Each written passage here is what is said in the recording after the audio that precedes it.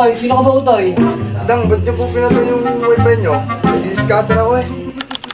Ay, sino ka ba nga, Utoy? Hindi kita kilala eh. Wait a minute! Who are you? Nag-i-scatter pa ako eh. Nakakunik ako sa wifi nyo. Talo na ako may 1,000 eh. Talo? Sorry. Abay, loko ka pala. Natural, papatayin ko yung wifi namin. Matutulog na kami eh. Kung kailan maganda na yung bigay, tsaka nyo pinatay yung wifi nyo. Dito rin makabawi.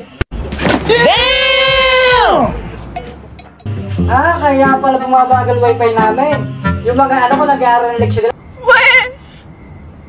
Hindi nga! Leksyon lang, kabagal-bagal ng wifi. Isa ka pala sa naka-connect ng illegal. Sino nagpa-connect sa'yo? Nakikunik lang ako sa tropa eh. Nangatwirang ka pa. Tapos, sinong tropa mo? Tawagin mo. Tapos ikaw pagalit ngayon, nakikiconnect ka lang. Imbis na kami gumagamit ng wifi namin. Talo na ako 1,000 utang. Pwede ba ilayo mo sa akin to? Ayoko makita ito. May ulo ko. Ay, wala akong pakialam sa 1,000 mo. Hindi ka kasama ang nagbabayad. Nagbabayad ito anak ko, yung nasa England. Wow naman! Wow!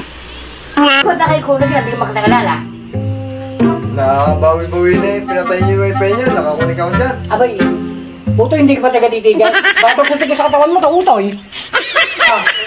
Anak ka ng pu. Anak ka ng pu. Anak ka ng pu.